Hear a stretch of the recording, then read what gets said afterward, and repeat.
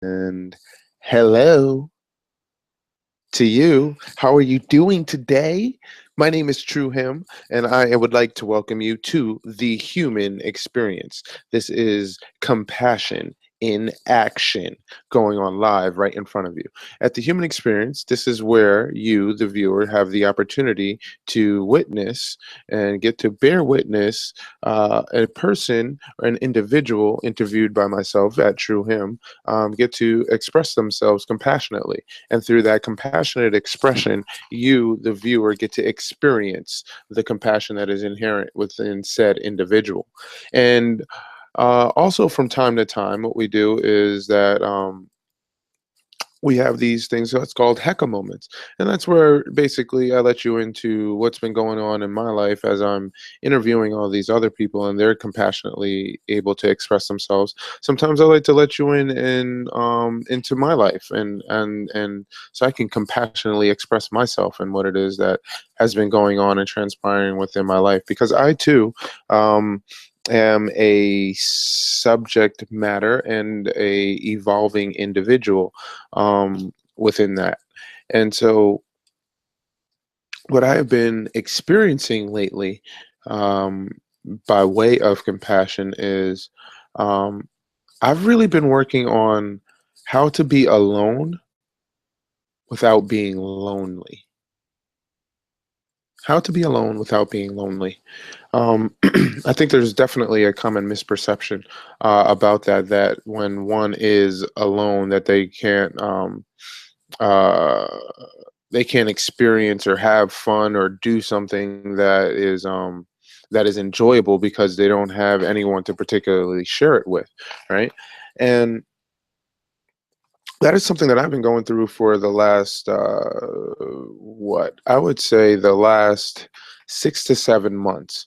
Um, I've realized that I know a lot of people, yes, but in knowing a lot of people doesn't mean that you are engaged with all the people that you know. You know, you may know by face, by name, and hey, you know, you say what's up, you say hi, you say bye, and you have surface level conversations. So, yeah, you may know of the person. So, better statement, you may know of people, but you may not know the people, right?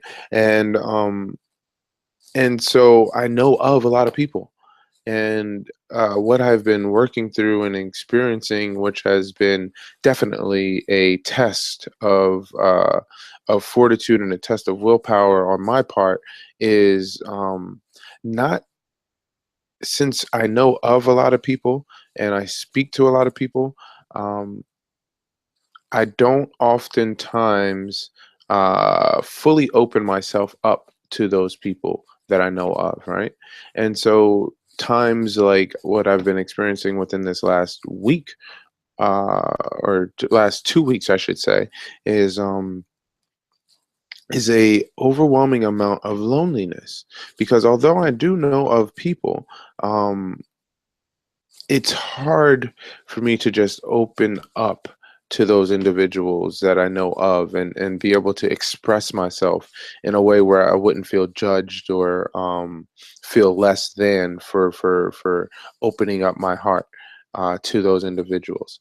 And I would say that the price that I have paid for that has been on um, some level of depression, not diagnosed or anything like that, but just like, you know, those that overwhelming sense of like, how am I going to continue to survive, or what do I have to offer? What is my purpose is? What am I doing um, with myself? And I have been what has been resonating with me, right? And one thing that I have noticed is that when I get into those modes of thinking, right? Because thoughts are things, the process goes thoughts, words, actions. So when I get into those lonely thought frames, I start noticing the words that I start saying to myself in my head do not lead down a productive path, for me feeling better about myself, and feeling isolated, from the world.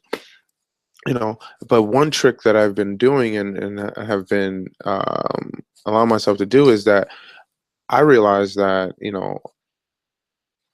I'm in a place where there's things that are better.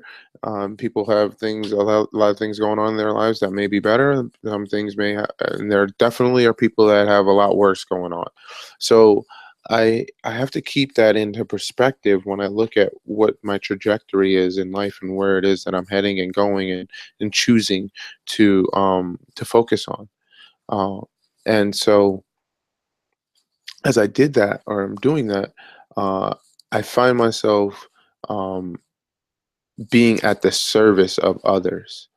Because when I put myself in service to, others, it takes me out of my own head, and allows me to apply my skills and my mindset and my love of people and wanting to see them do better. Um, it puts me in that trajectory. And so through those people that I'm helping out, whether it be, there are, a few elderly people in my life um, who I chauffeur around, and go to dinners and plays with and things of that nature, and we socialize, and that's my way of getting out of my own head by being of service to them, being able to help them, get to a location, and escorting them in and maybe carrying their stuff. And so by being of service to them, it makes me feel better about myself, because it does make me feel as though I'm useful, and that I am. I think people often want to feel needed in their lives, right? They want to feel like they are needed by the people that are around them. I remember a past, ex. Uh, she would always, question whether I needed her in my life. And when I would give her the response of no, I don't, the way she would react to me, and how that would further fan the flame, um, was pretty taxing on our relationship, actually, because I didn't make her feel as though I needed her. Um, and at the end of the day, everybody wants to feel needed in a situation. That makes them. It's kind of a selfish thing, but it is. It is something that is, I think, an innate human, disposition.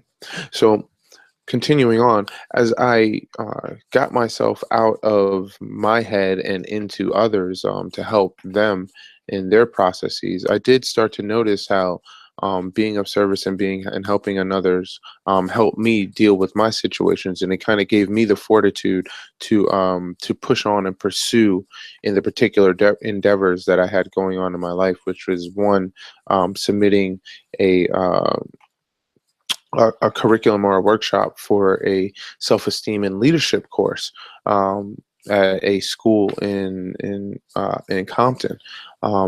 And as I started stressing about, whether or not, or how I was going to get this program done, or submit the proposal and get it into the school board, which by this time the school board has met, um, about this proposal, and, I should be getting you an update soon as to, when, not if, but when we're going to go out and we're going to do this, and help these youth, and foster, self-esteem and cultural awareness into the youth of this particular, charter school in Compton. And I can't wait to, share that information with you all. And so as I was preparing to do this, and stressing out over it, and worrying about whether all the all my I's were dotted and all my T's were crossed, and where are they gonna find the value that I can bring and add to this to these youth. Um, as I got out of my head and into others and assisted others in being and just listening to have them express themselves and being a conduit for that, I was able to gain valuable insight onto my own personal projects, and then apply that which I learned from those individuals that I was conversing with into real actions that help to um, solidify the value that can be had from this program that I wanted to offer to this school. And and as I got out of myself and I found other resources that came back to me just through listening to those individuals. It gave me ideas that helped to percolate and generate and reach out to others that I know of so that I could get to know them, and in turn the resource that was double back to me was the help that I needed, or a specific piece of the puzzle that needed to be added to make a complete picture, you know, for that proposal. And I feel very confident about it. So that is that is really the essence of what I wanted to share today. Is that when you feel as though you need um, to be alone, that's one thing. Yes, you can be alone, but don't make yourself lonely as you're seeking that aloneness. I think that, yeah, that's the message. Be alone, but don't be lonely, or know how to be alone without being lonely. And I had to take a couple pictures this weekend. I checked me on my Instagram at TRUHIM at TrueHim. And you know, as I was sitting there smiling, and had to remind myself to smile him, you know, because everything's fine. Everything's fine. You know? Yeah, you as long as you keep putting one foot in front of the other. That's what life is about. Putting one foot in front of the other at every moment. And as you do that, you will reach your destination. Because the journey to that destination begins with one step. So my question to you is, what steps are you taking to get to your journey? You know, what steps do you need to take to start on your journey? Because when you take that step, that's what we call applied faith. When you apply that faith and you apply that, and when I talk about faith, I'm talking about a belief in something. And why not that something be a belief in who you are, a belief in the greatness that you can achieve? And that first step to achieving that greatness is just being in action, taking one initial little thing that you know that there is that needs to be done. That could be picking up a book. That could be going to the gym. That could be asking somebody for help.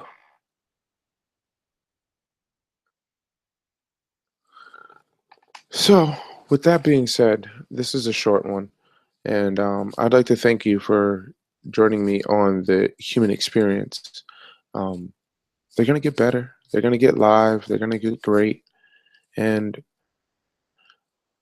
this is just a lesson in perseverance, because no matter what, I have something that I would like to say to the world, and that is, I love you and I want to be here to help you. I was born to inspire you to be the happiest that you can possibly be. And I would love to work with you on doing that. So thank you for joining us on The Human Experience, Compassion in Action. I am your host at True Him, and I shall see you next week. Same bad channel, same bad time, all the time, every time. You are loved, you are appreciated, and you are absolutely dynamic. So you should smile about that. So I'll speak to you soon. Catch you on next week's The Human Experience, Compassion in Action. Namyo Renge Kyo, Namyo Renge Kyo, Namyo Renge Kyo.